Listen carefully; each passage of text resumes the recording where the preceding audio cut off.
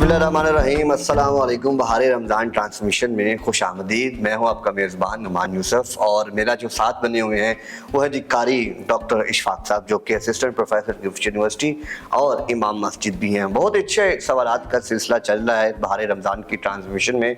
आज भी इनके सामने एक बड़ा ही खूबसूरत और अहम सवाल रखते हैं। साहब बहुत शुक्रिया, आप हमारे ट्रांसमिशन का हिस्सा बने हुए हैं हर साल की तरह। इस साल भी आपने हमें टाइम दिया।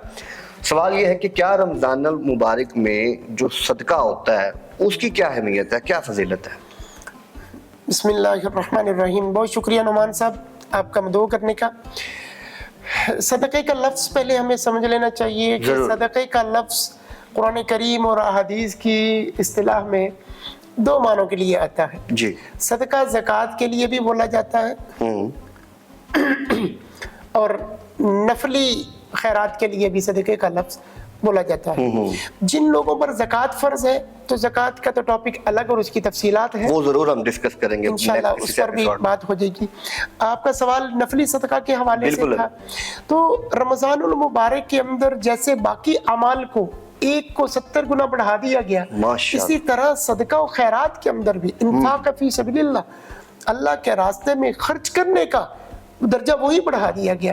यानी हर नेक अमल का जो दर्जा था उसको बढ़ा दिया गया और वो बढ़ाना उसका 70 गुना तक। अच्छा, ये 70 कम से कम होगा, अच्छा इससे ज्यादा भी हो सकता है। जितने इखलास के साथ, जितना अपने रब को राजी करने के लिए, अल्लाह की खुशनुदी हासिल करने के लिए होगा, उतना ही ज्यादा इसका अजर और सवाब होगा। जैसे एक नफल पढ़ना वो 70 नफल और एक फर्ज 70 फर्जों के बराबर होता है। इसी तरह 1 रुपया खर्च करना भी 70 रुपए खर्च करने के। और फिर रमज़ानुल मुबारक तो ये दर्स देता है एक इस एतबार से कि खर्च किया जाए, वक्त को खर्च किया जाए, अपने फिक्र को खर्च किया जाए उसी तरह। लेकिन इसको सिर्फ ये ना किया जाए कि सिर्फ रमज़ान मुबारक के लिए बचा बचा के रखा जाए। नहीं। साल भर जो लोग मुस्तहकीन हैं, ज़रूरतमंद हैं, उन तक ये पहुंचाया जाए।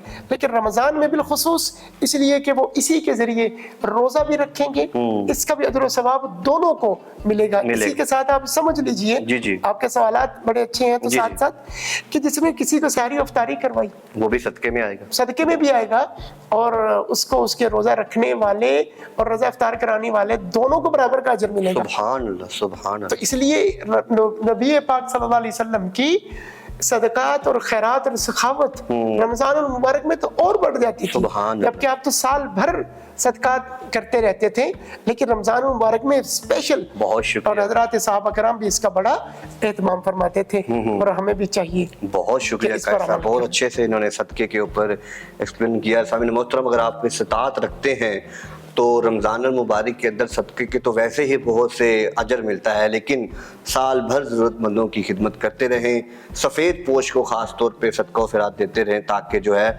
आपके माल में वो जो है वो अल्लाह ताला ने फरमाया कि अगर मैंने तुम्हें माल दिए तो इसमें से खर्च भी करना है, तो वो खर्च निकलता रहे। सामने मोहतरम, इंशाल्लाह नए एपिसोड में नए सवाल के साथ दोबारा हाजिर होंगे। अब तक के लिए इतना ही, इजाज़त दीजिए। अल्लाह ने के बाद।